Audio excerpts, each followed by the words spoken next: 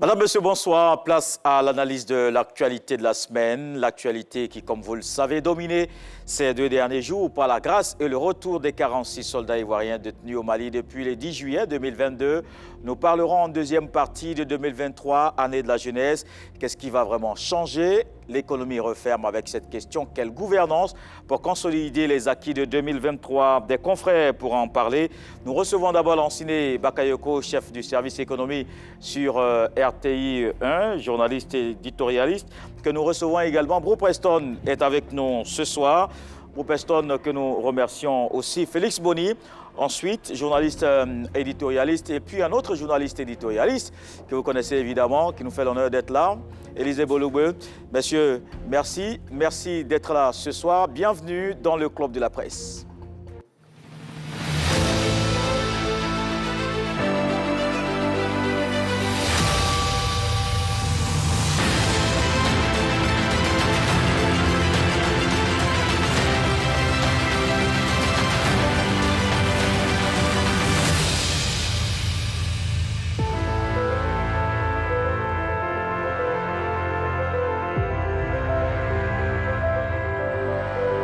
C'est le vendredi soir que les autorités de la transition ont annoncé la grâce et la remise des peines des 49 soldats. Ils sont tous revenus hier à Abidjan. Un dénouement heureux dont nous parle Davy Soyou. La crise ivoiro-malienne connaît depuis vendredi une issue heureuse après un peu plus de 5 mois de discussion. Les 46 soldats détenus à Bamako depuis le 10 juillet 2022 et les 3 femmes absentes au procès ont bénéficié d'une grâce présidentielle et une remise totale des peines. Qualifiés de mercenaires par le gouvernement de transition malien, ils avaient été inculpés mi-août 2022, entre autres motifs, pour tentative d'atteinte à la sûreté extérieure de l'État. Des charges non reconnues par le gouvernement ivoirien et non plus par les militaires qui ont plaidé non coupables. Le gouvernement ivoirien a privilégié la voie de la diplomatie pour aboutir à la libération des soldats. Malgré la lourde condamnation prononcée le 30 décembre 2022 par la justice malienne, le président de la République, Alassane Ouattara, dans son adresse à la nation, s'est voulu rassurant en mettant en exergue sa foi en la diplomatie.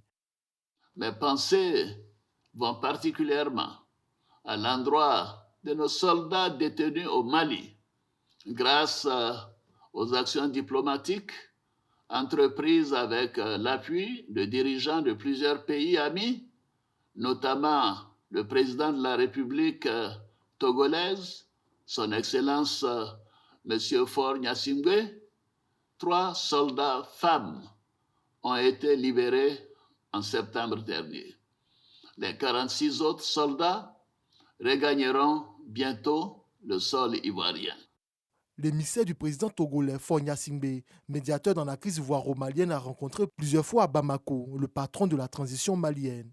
Le 4 janvier dernier, Faure Gnassingbé visitait pour la dernière fois Assimi Goïta, une rencontre qui a sans doute impacté le processus de libération des soldats ivoiriens.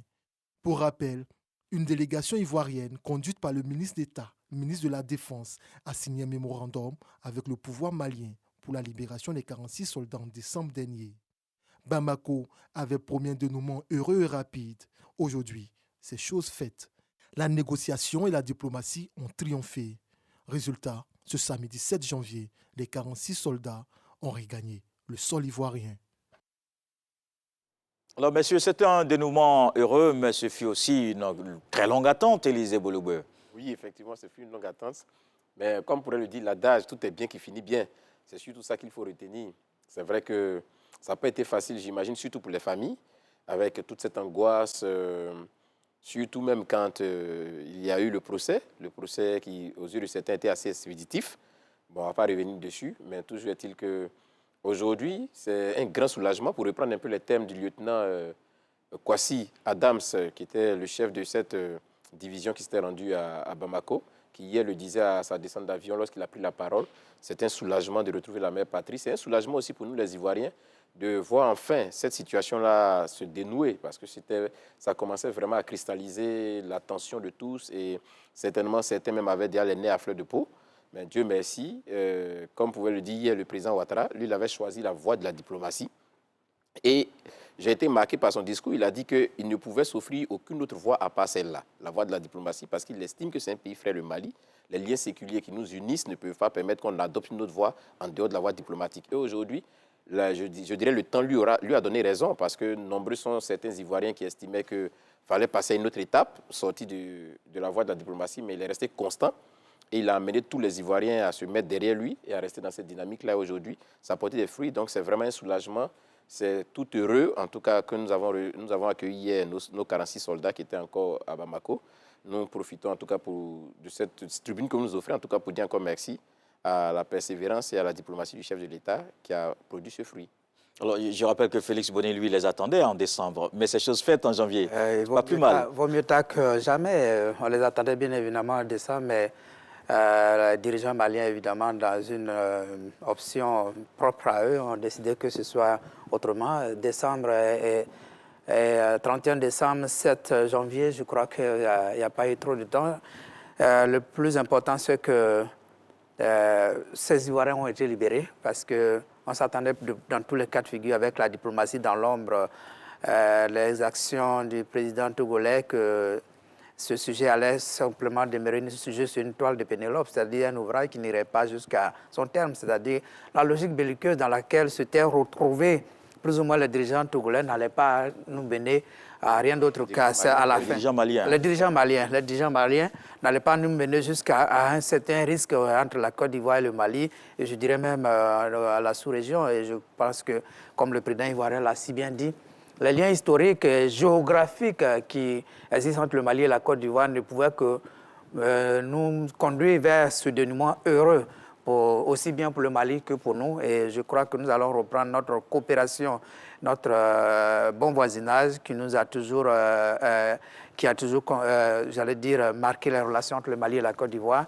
Et vous avez remarqué que ni les peuples maliens ni les peuples ivoiriens ne se sont mêlés de cette affaire. On a quand même plus de 3 millions de Maliens en Côte d'Ivoire. Vous avez vu qu'ils sont restés tranquilles. Les Ivoiriens on parlait d'un peu moins, peut-être 1,2 million.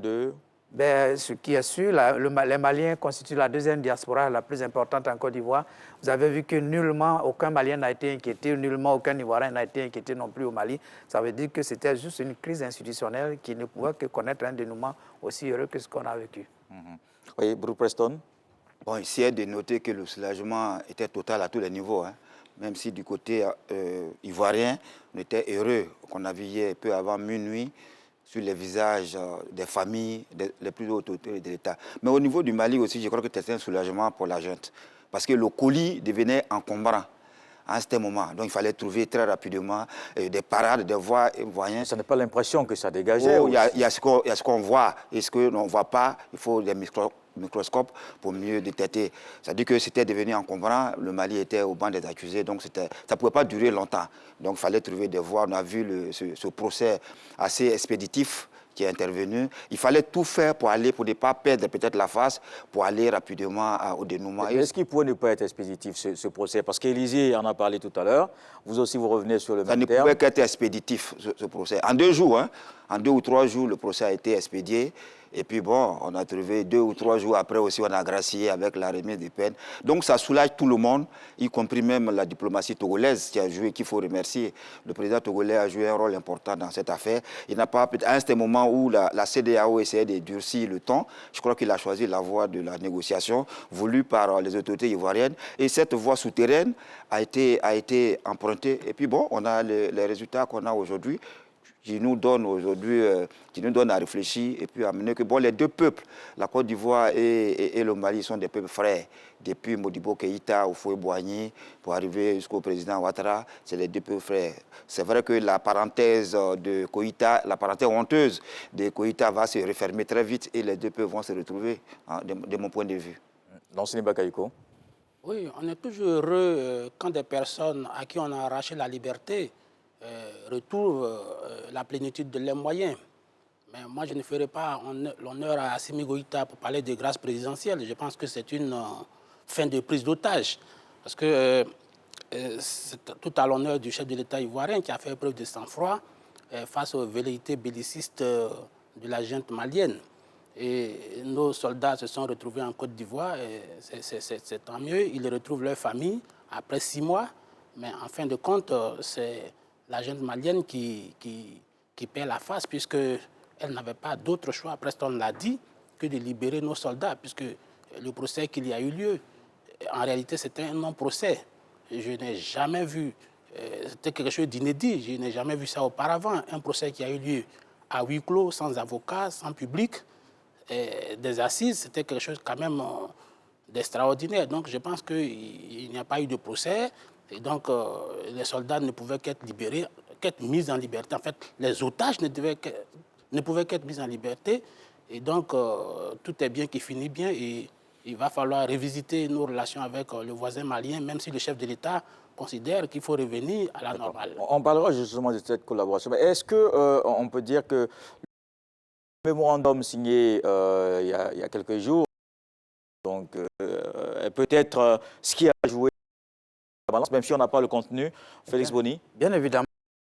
C'est la raison pour laquelle il ne faut pas aussi jeter la pierre aux dirigeants maliens, parce qu'il y a quand même eu un mémorandum qui a accéléré les choses. Donc même le procès peut avoir été expéditif ou même à huis clos. C'était tout cela rentrait dans le cadre de la diplomatie dans l'ombre qui avait été initié. Ce mémorandum dont personne, vous et moi, n'avons le contenu, certainement a pesé dans tout ce qui a été fait, les actes qui ont été posés. N'oublions pas qu'avant ce mémorandum, le Mali était dans une dynamique de procédure judiciaire. Et donc, il fallait évacuer cette question judiciaire. Et comme on ne sait pas ce qui a été signé entre les deux parties, voyez-vous que ce mémorandum a fait l'objet de rencontres à un haut niveau, c'est-à-dire une haute délégation ivoirienne qui s'est rendue à Bamako, qui a rencontré également les dirigeants maliens à un haut niveau.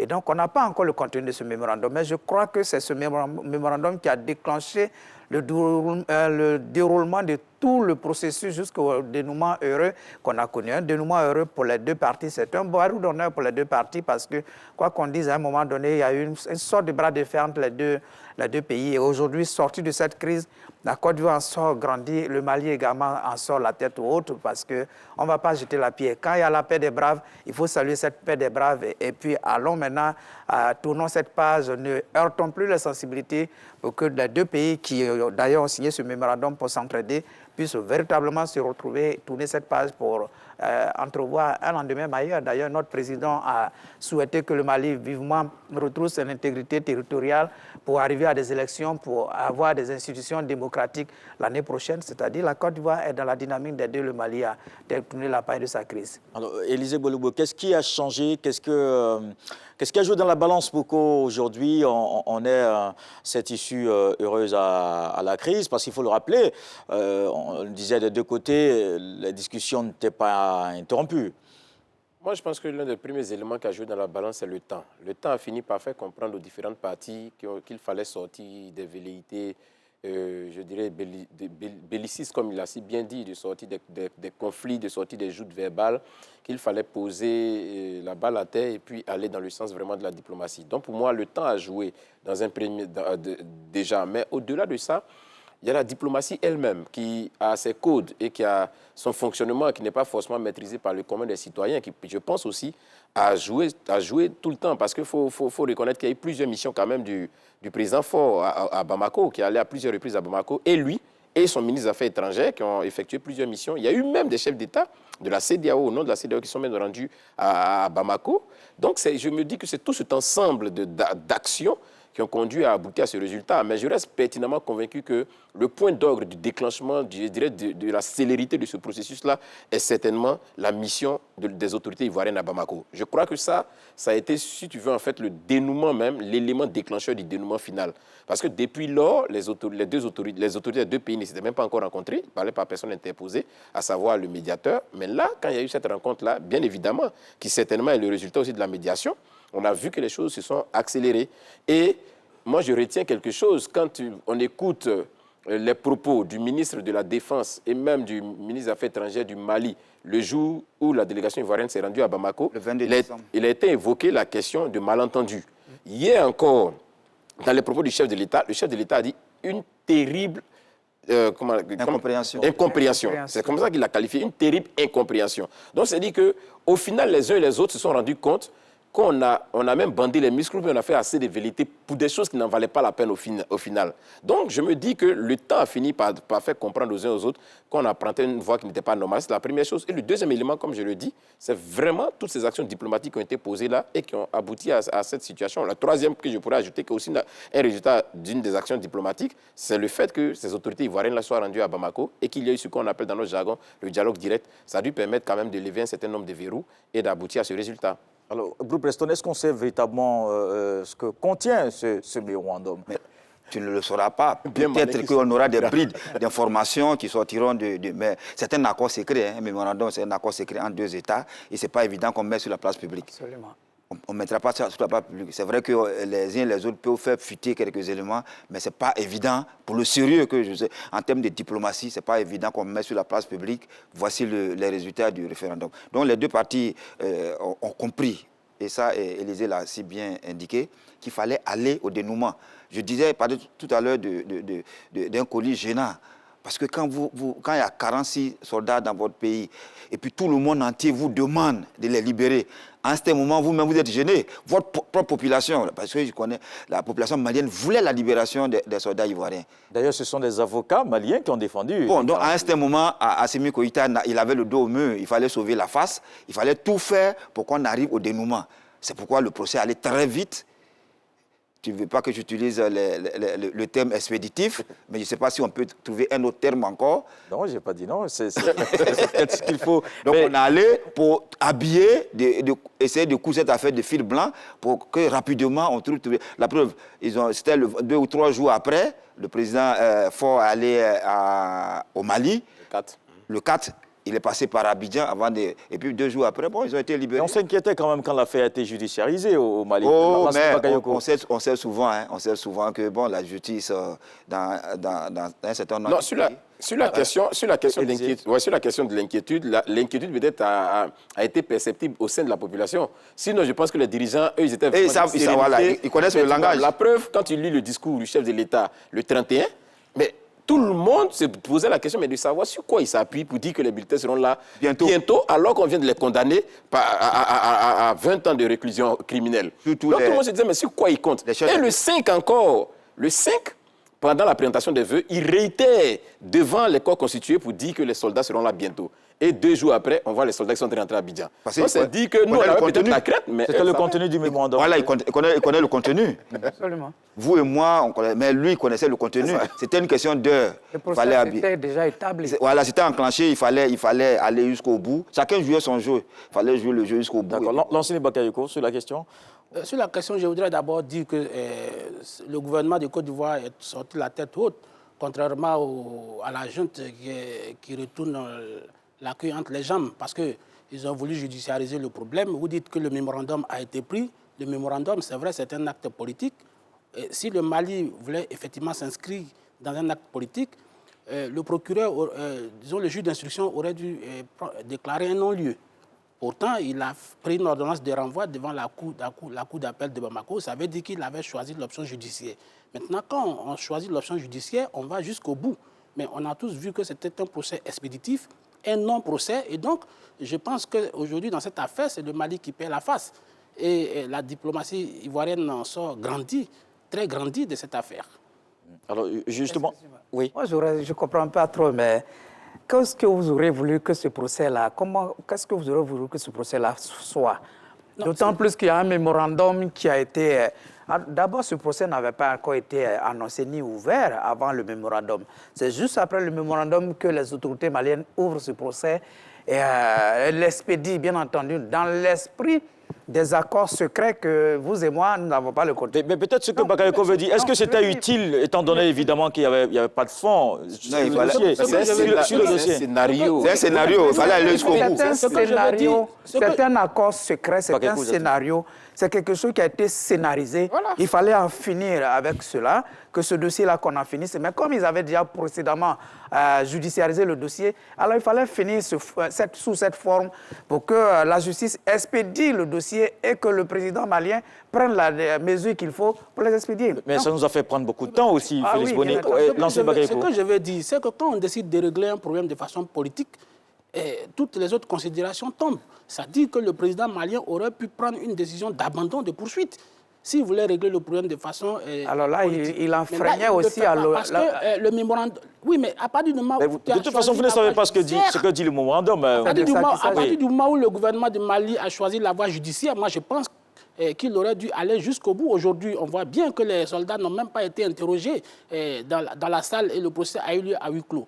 Et donc, je réitère que si on décide de régler un problème de façon politique, alors on le règle de façon politique. Ça dit que le président de la junte, je veux dire le président de la transition malienne, avait tous les moyens politiques en sa possession pour arrêter la procédure. Alors le problème n'a pas été réglé de façon politique. Et finalement, le problème n'a pas été réglé de façon politique. Ce procès a été théâtralisé, l'un après et donc ça a perdu toute sa crédibilité. C'est ce que je suis en train de dire. Oui. Justement, le problème n'a pas été réglé de façon politique, mais le problème a été réglé plutôt de façon diplomatique. Et la diplomatie ne révèle toujours pas tous ses secrets. Et donc, il faut comprendre ce qui a été fait. C'est-à-dire les accords secrets qui ont été conclus entre le Mali et la Côte d'Ivoire avaient bien entendu le poids de la médiation du Togo. Ces accords-là ont abouti à ce process, ne pas dire à cette... comment ça dit, à ce mode opératoire qui a permis de sortir, de mettre fin à une crise qui opposait deux pays. Je suis d'accord que le colis devenait gênant pour le Mali, mais nous aussi, en Côte d'Ivoire, on était suffisamment inquiets que nous ayons 49 soldats quelque part. Oui, et on l'avait d'ailleurs plusieurs fois exprimé. Chacun de nous voulait sortir vraiment de cette crise. On l'avait plusieurs fois exprimé. Ce sera la dernière spéciale. Je suis heureux que nos soldats soient revenus, mais je veux dire que même à partir du moment où on avait choisi la voie judiciaire, il faut que ça soit quand même vraisemblable. Parce que le procès qui a eu lieu... Ça allait prendre plus de temps aussi. Ça allait prendre plus de temps, mais c'est l'option que le Mali avait prise. Et donc, il fallait aller jusqu'au bout. Ils ne sont pas allés parce qu'ils n'avaient pas les moyens judiciaires, ils n'avaient aucune preuve contre nos soldats. Et donc, c'est le contenu qui posait problème. D'accord, c'est bien noté. Moi, je crois qu'un bon arrangement ou bien un mauvais arrangement vaut mieux qu'une bonne justice ou bien un bon procès. Aujourd'hui, nous avons les résultats qu'on attendait, c'est-à-dire que nos soldats sont revenus. Bon, je crois que... Je suis d'accord avec l'arrangement, mais je dis que ça aurait pu être fait par un non-lieu ou par un abandon de poursuite. Mais à partir du moment où on suit une procédure judiciaire, il faut aller jusqu'au bout. On a eu la libération des soldats. Oui, mais ce que je veux dire, c'est que c'est le Mali qui fait la face. C'est le Mali qui fait la paix des braves. D'accord, justement, puisqu'on parle des relations avec le Mali, le Mali qui paie la face, pas le gouvernement de Côte d'Ivoire. Personne ne paie la face. Justement, entre les deux pays. C'est la paix des braves entre deux pays qui ont besoin de continuer leur histoire. Félix Boni, on va en parler d'ailleurs. On va en parler, c'est la question qui suit. Alors, qu'est-ce qui va se passer en ce qui concerne les relations de coopération entre les deux pays? On a peut-être eu une idée hier avec le président de la République à l'aéroport, et Élisée Bologbe, rupture, continuité, mais c'est quand même un peu froid, non? Moi, je pense que c'est le chef de l'État qui imprime la dynamique politique de ce qui concerne la coopération avec les autres pays. Et hier, il a été suffisamment clair dans son discours. Hein. Et pour qui connaît quand même le chef de l'État, généralement, ce n'est pas quelqu'un qui dit des mots parce qu'il a envie de le dire. Quand il le dit, c'est qu'il va le mettre en pratique. Il a été clair hier en disant que après cette crise-là, les relations deviennent très normales entre la Côte d'Ivoire et le pays frère du Mali. Il a même dit que la Côte d'Ivoire continuera d'accompagner le Mali. Et il a même dit que la Côte d'Ivoire continuera d'accompagner tous les pays qui le souhaiteront, qui seront dans le besoin. Il a même dit que la Côte d'Ivoire a besoin du Mali comme tout autant le Mali a besoin de la Côte d'Ivoire. Je crois que le chef de l'État, il nous a tous imprimé la dynamique à avoir actuellement. Pour lui, c'est une parenthèse regrettable qu'il faut vite refermer pour que ces relations, qui ont toujours été des relations de très bon voisinage, demeurent. Et je crois qu'aujourd'hui, je ne pense pas, ça je le dis, je ne pense pas, c'est vrai que dans beaucoup d'esprits des uns et des autres, il y aura des représailles, il y aura des mesures de rétorsion, mais je crois que c'est aussi peut-être le sens même du mémorandum d'entente qui a été signé. Quand d'autres on ignore le contenu, je suis sûr que toutes ces garanties-là certainement ont été prises, et comme je le dis, étant donné que lui, en tant que le premier des Ivoiriens, imprime la cadence, il était clair hier à dire à tout le monde que les relations se normalisent totalement avec le Mali, et que désormais, on retrouve nos frères, on retrouve notre relation qui a toujours été entre nous, cette relation-là normale, cette relation de fraternité, parce qu'on a des liens séculaires qui datent de plusieurs années. Donc je crois qu'à ce niveau-là, il n'y a pas de crainte à avoir. Oui, c'est peut-être votre avis, Félix? C'est absolument mon avis. Élisée a résumé le discours du président ivoirien qui montre que la relation entre le Mali et la Côte d'Ivoire ne vont aucunement partir de cette situation qu'on a vécue. On est heureux que nos soldats soient revenus. Le Mali également est heureux de s'être déchargé de ce colis, de ce fardeau gênant. Et les relations entre les deux pays, d'ailleurs, n'ont jamais été rompues. C'est-à-dire entre les deux peuples, comme le disent souvent les gens, la CEDEAO des peuples doit primer sur la CEDEAO des institutions. Nos peuples continuent toujours de collaborer de part et d'autre. Il ne peut aucunement avoir de représailles. Si représailles devait en avoir, il en aurait eu pendant que nous étions en fond dans cette crise. En plus de cela, c'est vrai qu'on n'a aucune idée du contenu de ce mémorandum, mais souvenez-vous, quelques jours avant ce mémorandum, c'est le Malien qui exprimait, c'est-à-dire son attente vis-à-vis de la Côte d'Ivoire, en demandant à la Côte d'Ivoire son assistance dans les moments difficiles qu'il traverse. C'est-à-dire, il y avait déjà, la diplomatie dans l'homme avait déjà commencé à avoir ses résultats. Beaucoup d'eau avait déjà coulé sous le pont et le Mali demandait à la Côte d'Ivoire son assistance dans les moments difficiles qu'il traverse. Et le président ivoirien vient de donner une suite en disant que nous sommes prêts à aider le Mali et tout autre pays. Cela montre que le Mali attend beaucoup de la Côte d'Ivoire et la Côte d'Ivoire sait qu'elle peut beaucoup pour le Mali et nous allons aider ce pays à sortir de sa crise parce que le Mali sorti de crise, c'est toute la CEDEAO qui gagne. La question du terrorisme en Afrique de l'Ouest, c'est un problème qui touche tous les pays de la CEDEAO. Et je crois que les prochains sommets de la CEDEAO vont accoucher de certaines décisions par rapport à l'effort commun conjugué à avoir pour vaincre ce kyste, c'est-à-dire cet hydre terroriste dans notre sous-région pour que le Mali s'en sorte, le Burkina s'en sorte, la Guinée, et que nous puissions continuer notre dynamique de développement dans la sous-région. Alors, Boul Preston, le retour des 46, ça suffit à normaliser les relations? Bien entendu, je crois que la page est tournée. La page des incompréhensions, elle est tournée. Et quand le président dit que nous sommes dans une dynamique de rapport fraternel avec le Mali, moi, je crois que je souscris entièrement à cette vision du président. Et il ne peut en être autrement. C'est-à-dire que la Côte d'Ivoire et le Mali ne peuvent pas être en désaccord. C'est deux pays frères.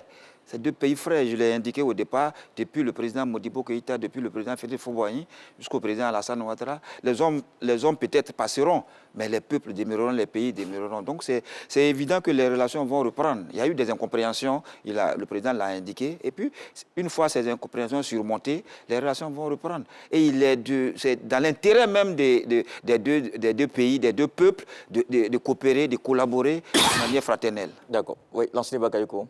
Oui, moi je pense que les relations doivent continuer avec le Mali, notamment au niveau économique, où les deux pays entretiennent des relations commerciales assez fortes. Le Mali utilise principalement le port d'Abidjan, même si il utilise aussi le port de Dakar. Et il faut aussi que les relations sociales continuent entre les populations, mais je pense qu'au niveau politique, il va falloir faire quelques restrictions, puisque le Mali... Je ne comprends pas qu'on veuille être plus royaliste que le roi. Le Mali dit qu'il cherche sa souveraineté et qu'il ne veut aucune interférence dans sa politique, notamment la politique intérieure. Et même, je peux par extension dire dans sa politique extérieure. Donc, comment voulez-vous que la Côte d'Ivoire cherche toujours à s'immiscer dans les affaires du Mali alors que le Mali ne veut pas de la Côte d'Ivoire sur son territoire? Donc, je pense que sur les autres plans, oui, on peut coopérer, mais sur le plan politique, il va falloir faire quelques restrictions vis-à-vis du Mali. Oui, Élisée, Élisée, ils ne sont pas d'accord. Je pense que Bakayoko, bon, sa lecture est un peu trop incisive. Voilà, moi, ce n'est pas que la Côte d'Ivoire cherche à s'immiscer dans les affaires intérieures du Mali, non. La présence de la Côte d'Ivoire au Mali est le fruit d'une coopération en bonne et due forme. La Côte d'Ivoire s'est pas levée un matin pour retrouver la mission de l'ONU. Mais bien sûr, la Côte d'Ivoire s'est pas levée un matin et se retrouver au Mali. C'est dans le cadre d'un programme, c'est le cadre d'un accord qui a été bien signalé les autorités en place en son temps que les soldats ivoiriens se sont retrouvés là-bas. Même dans le cadre de la MINUSMA, on a encore des soldats ivoiriens qui sont allés. Mais aujourd'hui, on a même fait le sacrifice suprême au Mali. On a perdu des soldats ivoiriens au Mali. C'est clair. Voilà, mais c'est parce qu'on s'est engagé. Non, je viens. C'est parce qu'on s'est engagé sur le théâtre des opérations, mais bien évidemment sur la base d'un accord. Moi, je dis aujourd'hui, faut qu'on arrive à faire la part des choses. Les incompréhensions entre États, c'est des choses qui peuvent advenir par rapport aux dirigeants actuels du moment. Mais comme il a dit, la paix des braves aidant, les uns et les autres ont compris qu'il fallait aller de l'avant et fermer cette parenthèse, qui n'était pas une parenthèse à l'honneur même des deux pays. Mais aujourd'hui, on a fermé cette parenthèse. Les relations redeviennent normales. On essaie d'avancer. Moi, hier, le chef de l'État de sa propre bouche a dit que le Mali a besoin de nous. Nous aussi avons besoin du Mali. Il est le premier des Ivoiriens. De sa place où il est assis là, il voit des choses que nous ne voit pas. Mais il dit dans sa phrase qu'on a aussi besoin du Mali. Il ne le dit pas parce pour faire plaisir à Assimi Goïta. Pour dire qu'en fait, coopération, il ne peut pas avoir de rupture. Non, la coopération va se poursuivre. Non, Élisée, il faut Je ne pense pas que Lansiné soit pas d'accord avec ça. Il ne faut pas faire du conformisme ou bien... vous êtes dans une sorte d'idéalisme. C'est le Mali qui a demandé... Non, pas d'idéalisme, mais pourquoi? S'il te plaît, Élisée, c'est le Mali qui a demandé à la France de venir en 2012. Oui. C'est le Mali. Oui. Et cette présence a été endossée plus tard par la communauté internationale, je ne vais pas de l'ONU. Oui. Mais c'est le même Mali qui a chassé la France de son territoire. Oui. Ça veut dire qu'il faut... Mais est-ce que le Mali a fait une déclaration officielle pour dire que la Côte d'Ivoire quitte son territoire? Le Mali n'a jamais fait. Attendez. À partir du moment où vous emprisonnez nos enfants, pour peu, pour rien, et vous voulez... Mais qu'est-ce que vous voulez? Vous voulez qu'ils nous le disent comment? Ils parlent chaque jour de souveraineté, même la décision qui a été prise. Le décret qui a été pris, il est écrit dans le décret que maintenant nous réaffirmons nos souverainetés et notre souveraineté n'est pas négociable. Bon, je pense que la jeune est toujours revenue sur cette question, mais est-ce que ça veut dire, non, on va avancer, est-ce que ça veut dire que la Côte d'Ivoire peut revenir sur sa décision, par exemple, de participer à la MINUSMA? Non, pourquoi? Quand on parle de souveraineté, la souveraineté n'exclut pas la coopération. Souveraineté veut dire, est-ce que nous-mêmes en Côte d'Ivoire, nous aussi on réclame pas notre souveraineté? avait décidé de retirer ses soldats. On n'attend pas que notre pays s'immisce dans nos affaires intérieures. En la vérité, chaque État est souverain à sa manière. Oui. Mais la souveraineté n'exclut pas la coopération. La coopération, c'est des accords bilatéraux ou multilatéraux entre des actions. Par exemple, la coopération bilatérale entre la Côte d'Ivoire et le Mali, c'est la diplomatie entre les deux États. La coopération multilatérale, c'est-à-dire sous-régionale, à travers la CEDEAO, va continuer. Donc, ça veut dire que ce n'est pas parce que le Mali réclame sa souveraineté sur un certain niveau, par rapport à un certain problème, que ça doit impacter tous les pays. Je crois que les rapports entre le Mali et la Côte d'Ivoire vont continuer de plus belle. La diplomatie bilatérale entre le Mali et la Côte d'Ivoire, on a beaucoup. Le Mali est, je crois, l'un des premiers partenaires économiques de la Côte d'Ivoire en Afrique de l'Ouest. On va continuer notre dynamique historique. Le journaliste spécialiste en économie, Lansiné Bakayoko, va confirmer. Ah oui, bien entendu, il essaie. Les relations commerciales entre le Mali et la Côte d'Ivoire, c'est à peu près 300 milliards de francs CFA par an. Mais j'ai dit au plan politique, une balance excédentaire en faveur de la Côte d'Ivoire. Une balance excédentaire par rapport à la Côte d'Ivoire. Puisque même au niveau de l'UEMOA, bon, la Côte d'Ivoire c'est 40%, mais le Mali c'est à peu près 13,6%. Mais ce que je veux dire, c'est qu'au plan militaire, à partir du moment où le Mali ne veut pas de la Côte d'Ivoire au plan militaire, alors qu'aujourd'hui c'est le cœur de la diplomatie. C'est le cœur de la diplomatie, puisqu'aujourd'hui nous sommes en face, l'actualité c'est le terrorisme. Ça veut dire que le terrorisme et la question sécuritaire devait être l'épine dorsale de la diplomatie entre les deux pays. Mais à partir du moment où le Mali rechigne à... C'est un incident qui est clos. Bon, on tourne la page. D'accord. Et je souhaite qu'on tourne la page de ce sujet. Pour aller au deuxième sujet, 2023, année de la jeunesse, c'est ce qu'a annoncé le président de la République lors de son message à la nation. Le dispositif de formation et d'insertion socio-professionnelle sera renforcé. Davis Oyo en parle et on se retrouve. À la veille du Nouvel An, comme il est de tradition, le président de la République, Alassane Ouattara, s'est adressé à la nation. Dans son discours, le chef de l'État a abordé tous les sujets qui touchent à la vie du pays. Et un point spécial a été consacré aux jeunes. Le président de la République a décidé de faire de 2023 l'année de la jeunesse. Nous allons renforcer et accélérer notre dispositif d'accompagnement de nos jeunes à travers de nombreuses actions, notamment le renforcement et l'expansion des écoles de la seconde chance pour ceux qui sont sortis trop tôt du système éducatif ou qui souhaitent se réorienter. Deuxièmement, l'amélioration de l'employabilité de notre système de formation professionnelle et universitaire. 3. L'accélération de la construction d'infrastructures sportives et récréatives. 4. Le renforcement de l'encadrement et du financement direct des projets jeunes. 5. Une participation plus accrue des jeunes au marché public de l'État et la mise en place d'un incubateur pour l'innovation et l'entrepreneuriat pour catalyser le génie créatif de nos jeunes et accélérer le développement des startups. Toute une batterie de mesures mises en place par le président Alassane Ouattara pour permettre à la jeunesse d'exceller dans les différents domaines d'activité. Autrement dit, ce chapelet de dispositions vise à développer les capacités des jeunes en vue de contribuer au développement de la Côte d'Ivoire. Alors, qu'est-ce qui va changer concrètement pour les jeunes en 2023 ? Alors justement, je vous ramène la question de David Soyo en fin de son papier. Bro Preston, qu'est-ce qui va, selon vous, changer dans cette année qui est consacrée à la jeunesse? Il y a beaucoup de choses qui doivent changer, de mon point de vue. C'est vrai qu'au niveau du ministère de la jeunesse, il y a des chiffres. Il y a des chiffres, il y a des actes qui ont été posés. Mais je crois que tout ça doit avoir un contenu périn. Quand je dis un contenu périn, il faut faire en sorte que les jeunes les autres qui sortent des universités, qui ont le BTS, il faut que ces jeunes retrouvent de l'emploi.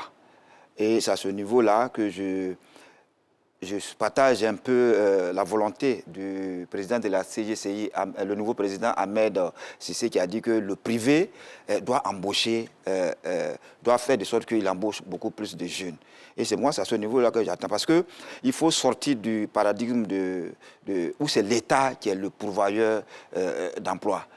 Dans les pays développés, des pays vraiment très développés, c'est le privé. C'est le privé d'abord qui embauche. L'État, c'est vrai. Donc l'État doit jouer son rôle à ce niveau.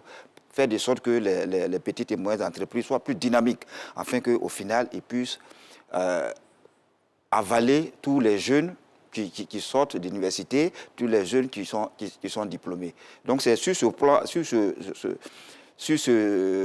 à ce niveau-là qu'on attend peut-être le président, le gouvernement.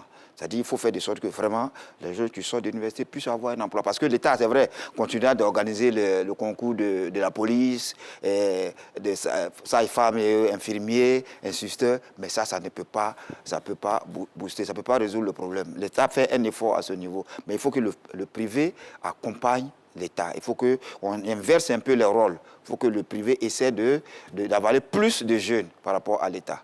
L'ancien Bakayoko, alors, on met l'accent sur la jeunesse cette année 2022, impression? Moi, je pense qu'il y a deux choses à faire, principalement. D'abord, il faut reformater le logiciel psychologique même de la jeunesse ivoirienne. Parce qu'aujourd'hui, la plupart des jeunes pensent qu'il ne s'agit d'emploi que quand on est dans la fonction publique.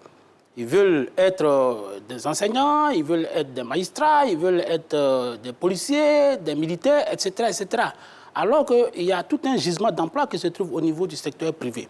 Peut-être faudrait-il revoir les curricula de formation. Et pour vous donner quelques repères, il y a un manque d'ingénieurs en Côte d'Ivoire et d'opérationnels. Il n'y a par exemple pas dans les usines des ingénieurs en sidérurgie.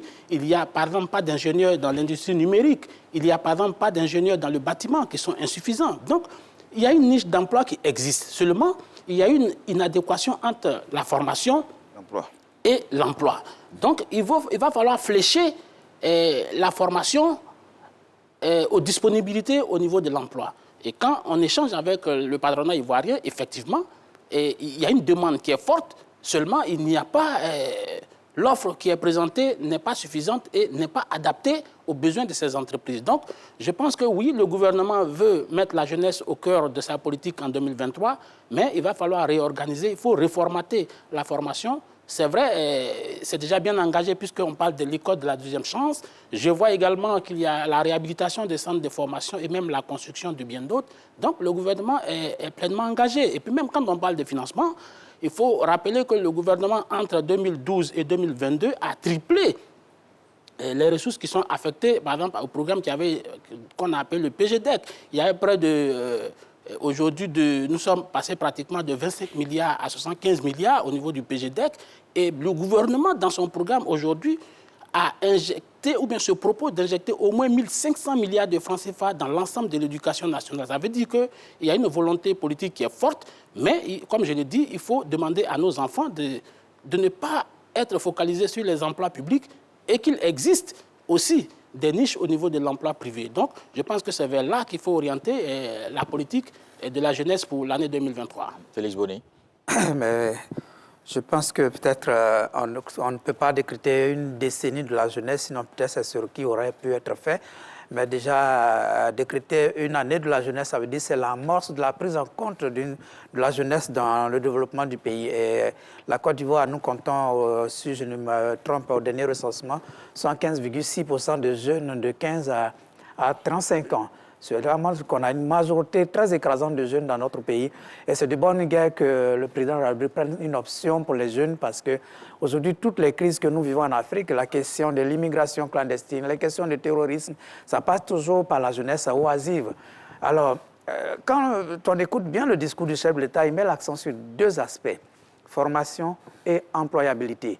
Alors, quand il parle de formation et employabilité, dans le discours, dans la déclinaison de ce discours, ça ne s'arrête pas qu'à la fonction publique. Et là, M. Bakayoko, quand on parle d'employabilité des jeunes, ce n'est pas forcément la fonction publique. On a les jeunes en milieu rural. Et c'est une question transversale qui doit toucher pratiquement tous les membres du gouvernement. Chacun, à son niveau, doit décliner ce discours en action, en programme précis pour la jeunesse.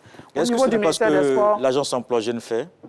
C'est vrai que l'agence emploi jeune le fait, oui, c'est vrai. C'est ce que, je crois que c'est le guichet unique de l'employabilité au niveau de l'agence emploi jeune. Alors cela se décline autant au niveau sportif, au niveau culturel, au niveau agricole, au niveau de l'éducation nationale, au niveau de l'enseignement supérieur, c'est-à-dire l'adéquation formation-emploi. Alors, de façon transversale, c'est toutes ces questions qui doivent être résorbées. Cela même nécessite, si je ne m'abuse, un bon séminaire gouvernemental comme le gouvernement a l'habitude de le faire en début d'année pour que cela soit décliné en action, pour que chaque ministère à son niveau vraiment prenne cela en compte. Mais tout cela va nécessiter aussi une forte implication du gouvernement parce que dans l'élaboration du budget, il faut prendre cela en compte, de sorte qu'une bonne part du budget soit consacrée à cette question qui devient prioritaire pour le président de la République. Alors, le deuxième aspect de mon analyse sur la question, c'est un peu une sorte de ressemblance à un discours que j'ai dû entendre le 19 décembre dernier lorsque le ministre français de l'économie et des finances était en Côte d'Ivoire.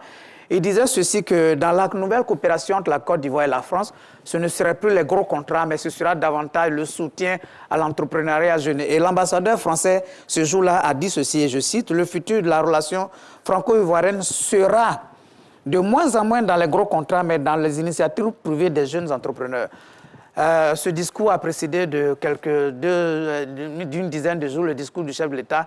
Cela veut dire que peut-être dans les relations que la Côte d'Ivoire entretient avec ses partenaires, la Côte d'Ivoire met l'accent davantage sur la question de la jeunesse. Mais que cette section de la jeunesse ne n'intéresse pas seulement que de la Côte d'Ivoire, elle est transversale par rapport à la stabilité dans nos régions, c'est-à-dire dans nos différents pays. Une jeunesse bien formée, non oisive, c'est le premier pas vers la sécurisation et la stabilité de nos États. Et c'est de bonne guerre que le président de la République mette cela en priorité. Ben moi, je pense même que je félicite déjà, ça je le dis honnêtement, le chef de l'État de décider de faire de 2023 l'année de la jeunesse. Mais moi, je pense même qu'il va falloir peut-être penser à un quinquennat de la jeunesse. Moi, c'est mon point de vue parce que vous ne pouvez pas avoir plus de 70% de votre population constituée de jeunes âgés de moins de 35 ans ou plus, pardon, moins de 35 ans, et puis juste arrêter à une année. Et peut-être qu'il faut penser même à un programme. Il faut déjà peut-être commencer aussi par une année. C'est ce que je dis, ouais, on commence par une année, mais peut-être c'est de se projeter vraiment sur un quinquennat et peut-être même sur des décennies. Parce que c'est vraiment tellement important pour la nation. Moi, je crois que le chef de l'État l'a dit, la première chose, le renforcement, il y a des programmes qui existent. Il y a un certain nombre de mécanismes qui ont été déjà mis en place par le gouvernement pour pouvoir appuyer la jeunesse, non seulement dans le cadre de l'employabilité, dans le cadre de la création d'emplois, mais aussi dans le cadre de la formation. C'est vraiment de renforcer ces mécanismes-là. Parce qu'ils existent, c'est vrai, mais aujourd'hui, quand on fait les statistiques, c'est quoi les résultats? Les résultats, est-ce que les résultats sont à la hauteur des attentes même de nos hommes, de nos dirigeants quand ils lançaient ces programmes? Déjà, il faut diagnostiquer ça et puis essayer de renforcer ces programmes. Je pense que si le chef de l'État parle de renforcer, c'est parce que lui, il admet quelque part que les résultats ne sont pas forcément ceux escomptés à la hauteur. Voilà, peut-être à la hauteur des résultats escomptés. On est à la hauteur des espérances, donc peut-être qu'il faut aller encore plus loin. Mais je crois que l'une des choses peut-être qu'on oublie, moi je pense, dans tout ce chemin-là, pour moi, c'est la formation et c'est le capital humain. Parce qu'un pays qui a des fondamentaux comme la Côte d'Ivoire, excusez-moi du thème, mais l'emploi des jeunes ne doit même pas être un problème. L'emploi des jeunes ne doit pas être un problème, mais le vrai problème, c'est quoi? Le vrai problème repose sur la formation. Il a dit tout à l'heure, les entreprises privées, là, elles cherchent des personnes. Mais il n'y a pas la qualification, parce que pendant de longues années, on a donné un certain nombre de formations qui n'étaient pas adaptées à des emplois qui se créaient. Donc, il faut revenir maintenant à des formations qui répondent aux emplois existants ou aux emplois en création, en devenir. Il faut recycler les gens, là. C'est de ça qu'il s'agit maintenant. Donc là, vraiment, le capital humain, il faut travailler là-dessus. L'éducation, c'est important. C'est important. Je prends le dernier rapport du PASEC qui est sorti en 2021, pardon, qui rappelait 2019, qui disait plus de 60 à 70% des enfants qui quittaient le CM2 pour aller en 6e, ne savaient même pas lire ni écrire. Ça nous dit qu'il y a un vrai problème. Or, c'est ceux-là demain qui sont, si tu veux, le vivier qui doit porter tout ce développement qui est en train de se faire aujourd'hui. Mais ils le portent comment? S'ils n'ont pas la qualification, la formation qu'il faut. Donc, il faut qu'on commence par le commencement. Donc, pour moi, il est vraiment important que les bouchées doubles soient mis au niveau de l'éducation, de la formation. Et que les mécanismes déjà existants pour pouvoir accompagner les jeunes dans leur employabilité soient renforcés. On a beaucoup parlé de formation, mais on n'a pas parlé de financement, de projets de jeunes. Oui, le financement, tout cela peut être mis en place. Et tout ce que nous sommes en train de proposer, ce sont des solutions qui sont les bienvenues. Mais j'ai dit une fois de plus, il faut reformater l'esprit de nos jeunes. Parce que tout le monde veut être à la fonction publique. Je prends un exemple. Aujourd'hui, est-ce que vous savez que même au niveau de l'EVA, il n'y a pas de seigneur? Est-ce que vous le savez? Il n'y a pas de seigneur. Et les évéaculteurs aujourd'hui recherchent des seigneurs. Mais il n'y en a pas. Il n'y en a pas. Or, la Côte d'Ivoire se propose d'être un grand pays producteur de caoutchouc, mais il n'y a pas de seigneur. Les articles qui est l'école de formation des informaticiens ne met sur le marché que 350 diplômés par an. C'est insuffisant, alors que la principale niche aujourd'hui, c'est le numérique. Mais en réalité, nos jeunes ne sont pas, nécessairement ils ne sont pas souvent intéressés par les emplois privés. Ils veulent tous aller à la fonction publique. C'est vrai, c'est un héritage peut-être colonial, mais je pense que le gros du travail, c'est de refaire le mental de nos enfants pour leur dire que le privé, c'est aussi un emploi. Oui, la question du financement, on en parle maintenant. Maintenant qu'on a parlé de la formation, le financement, c'est en cours avec l'agence emploi jeune. Peut-être qu'il faut faire quelque chose, vous pensez, vous, à quoi, l'État, c'est normal que l'État doit mettre beaucoup d'argent dans la formation, comme les uns et les autres l'ont indiqué, parce que formation, emploi, il faut qu'il y ait l'adéquation à la formation emploi. Et là, le ministre de la formation professionnelle, je crois qu'il fait bien, là, il parle de quoi de la deuxième chance. C'est-à-dire qu'il faut faire de sorte que tous ceux qui sortent, par exemple, de ces écoles-là, quand ils sortent, au bout de la chaîne, ils aient un emploi. Mais quand vous mettez sur le marché que des docteurs, bon, ce n'est pas peut-être le bon exemple que je prendrai ici, mais c'est l'actualité, bien entendu. Quand vous mettez sur le marché 3 000 docteurs ou bien 4 000 docteurs que l'université ne peut pas avaler, c'est-à-dire nos cadres d'université ou bien les scènes ne peuvent pas avaler, forcément, ils vont tourner à ne pas avoir d'emploi. Or, si ces gens-là étaient formés pour l'emploi au bout du compte, comme il le dit, il y a certaines entreprises qui ont besoin de techniciens, qui ont besoin de gens qualifiés, des gens de pointe pour occuper les espaces. Donc, le vrai problème dans nos sociétés, c'est ça aussi, hein, entre la formation et l'emploi, il y a un problème. Et ce n'est pas autant du ministre Nyamia Kona, ce problème a été soulevé. Et chaque fois que les ministres... Ça se comprend, d'accord. On se donne 30 secondes, et on passe au dernier sujet. Je pense qu'il ne faut pas confondre les sujets, Bakayoko. C'est la question peut-être des 3 000 docteurs. Il ne faut pas confondre les sujets. Il ne faut pas faire un jeu à la jeunesse ivoirienne en pensant que cette jeunesse veut forcément devenir fonctionnaire. On a plein de start-up qui poussent en Côte d'Ivoire et je crois que ce sont des jeunes qui essaient de prendre beaucoup d'initiatives dans le secteur de l'entrepreneurial. Donc, je ne pense pas que la jeunesse ivoirienne cherche forcément à devenir. Alors, quand il parle de reformater, mais c'est tout ça qu'on appelle la formation. La formation, à la base, doit bien préparer les jeunes à être de futurs jeunes entrepreneurs qui prennent des initiatives. Et je crois qu'en la matière, il appartient aussi au gouvernement d'identifier. Lorsque un enfant sort du cycle secondaire, il faut qu'on les oriente dans les domaines où on sait que ces domaines-là ne seront pas des domaines qui vont bloquer leur capacité d'initiative. Et dans le discours du ministre français de l'économie et des finances, il a d'ailleurs identifié des niches d'employabilité, notamment le secteur du tourisme, le secteur des technologies, de la santé, des assurances, le secteur bancaire. Il n'appartient pas à un ministre français de venir nous montrer cela. Il nous appartient nous-mêmes de mener la réflexion pour savoir quelles sont nos priorités. Houphouët-Boigny, à l'époque, avait besoin de certains cadres en Côte d'Ivoire. Il les envoyait pouvoir faire des formations bien spécifiques en Europe pour venir être employables en Côte d'Ivoire. Dans le secteur notamment de l'agriculture, beaucoup d'ingénieurs agronomes ont été formés parce que l'économie à cette époque reposait sur l'agriculture. Sur quoi repose aujourd'hui le développement de la Côte d'Ivoire? C'est cela la grande question qu'il faut poser pour orienter les enfants au terme de leurs différents examens de fin de cycle. Élysée. Sur la question du financement, c'est ça votre question, Kolo. Sur la question du financement, je pense déjà que à ce niveau, il faut dire que l'État fait déjà beaucoup d'efforts avec l'Agence Emploi Jeunes, qui aujourd'hui est un mécanisme quand même qui permet à certains jeunes, même avec des montants pas forcément élevés, de pouvoir démarrer leurs activités. Mais ce qui est intéressant, au lieu juste de financer, l'État même a mis un mécanisme en place même de formation, d'accompagnement suivi. Ça veut dire à partir juste d'une idée que tu as, tu peux même être accompagné à formaliser cette idée-là et à la conduire. Donc, c'est déjà une très bonne chose. Et aujourd'hui, peut-être que c'est comme je le dis, c'est de renforcer encore ce dispositif en communiquant au maximum là-dessus. Parce que aujourd'hui, les jeunes aussi, malheureusement, comme il le dit, je suis un peu d'avis avec lui, ils ne vont pas forcément à l'information. Donc, il faut peut-être aller même leur donner l'information là où ils se trouvent. Utiliser des canaux pour qu'ils puissent savoir qu'il y a des dispositifs qui sont mis à leur disposition pour leur permettre de... Et surtout, il y a des opportunités. Des opportunités, effectivement. Oui, 2023, année de la jeunesse, mais aussi en économie, un point d'honneur a mis sur la lutte contre la corruption et la promotion de la bonne gouvernance. Des détails de cet engagement avec Davis Soyo. Les perspectives économiques de notre pays demeurent bonnes, avec un taux de croissance économique projeté en moyenne à environ 7% par an sur la période 2023-2025. La transformation structurelle de notre économie se poursuit avec la hausse, la transformation locale de nos produits. Ces propos émanant du chef de l'État témoignent de la bonne santé de la Côte d'Ivoire au plan économique. Mesures de plafonnement temporaire du prix des denrées alimentaires de première nécessité, révalorisation salariale des fonctionnaires, agents de l'État, y compris les forces de défense et de sécurité. Paiement de la prime exceptionnelle de fin d'année et de 60 000, le SMIC passe à 75 000 francs CFA à compter de janvier 2023. Autant de dispositions à l'actif de l'État pour conserver le pouvoir d'achat des populations.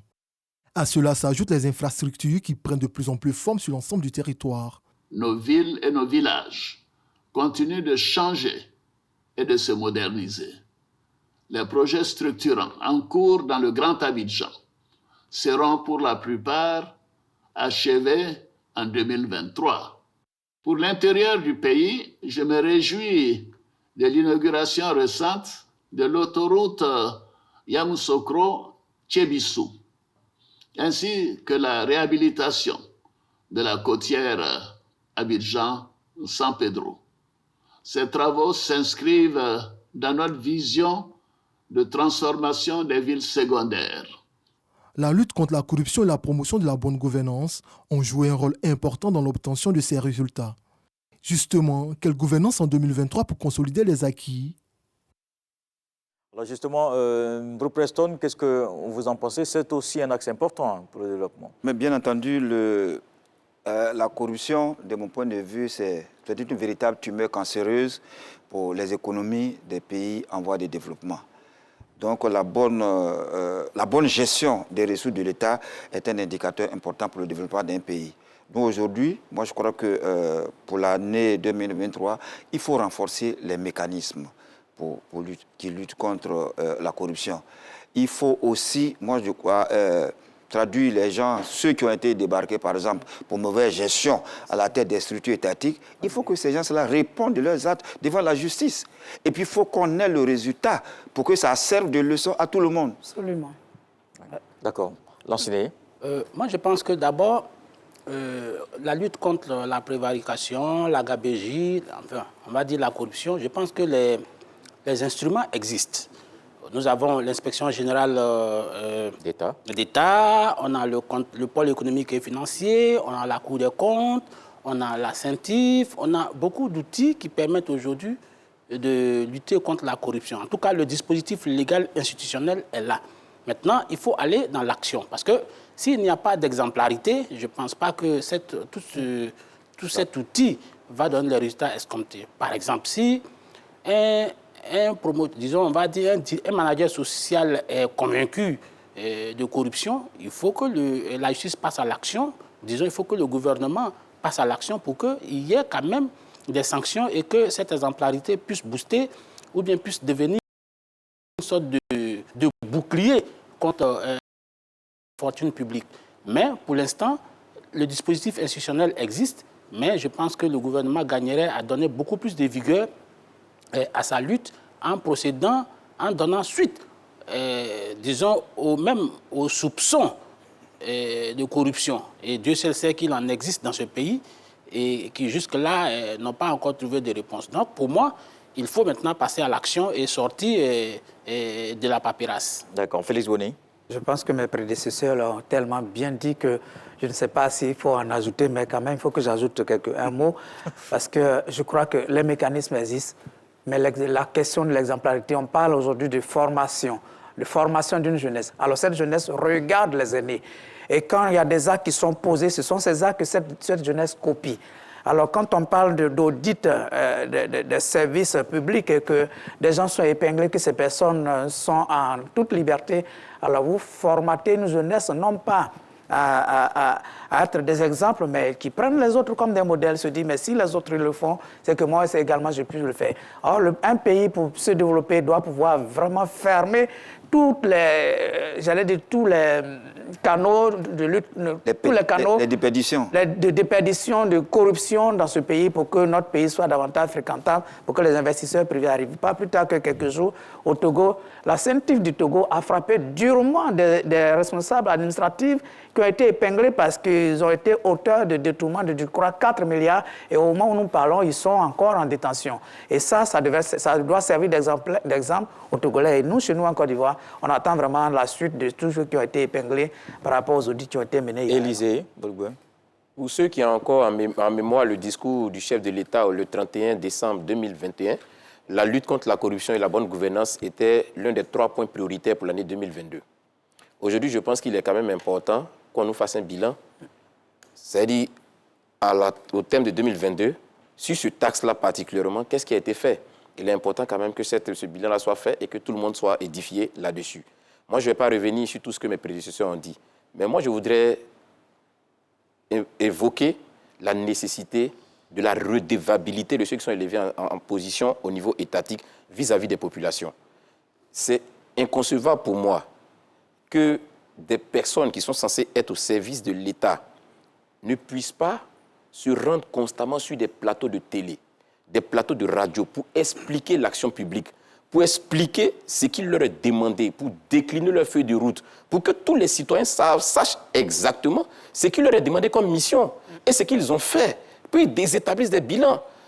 Moi, j'aime jouer l'avocat aujourd'hui des présentateurs télé, des présentateurs radio, tout ça. Mais c'est la croix et la bannière de tous les journalistes. Voilà, c'est la croix et la bannière pour pouvoir même avoir des audiences, pour pouvoir avoir même des invités, pour qu'on vienne nous expliquer l'action publique, pour qu'on vienne expliquer aux citoyens ce qu'on fait, ce qu'on est censé faire dans le poste où on a été nommé. Et ça, c'est pas normal. Avec le budget qui a été alloué. Je pense que le budget, tout ça. Moi, je pense que c'est un indicateur fondamental de bonne gouvernance. Il faut que tous nos dirigeants puissent informer la population de ce qu'ils font au quotidien, de toutes les ressources qu'on met à leur disposition, comment c'est géré. Ils ont ce droit de redevabilité vis-à-vis du peuple. Et moi, je pense que c'est sur ça qu'il faut insister aussi. Merci. Pour ce soir, c'est donc terminé. Merci Lansine Bakayoko, Félix Boni, Élysée Bologbe, Bro Preston. Merci à vous de nous avoir suivis. Restez sur RT1. Tout de suite, je vous retrouve pour le journal de 20h.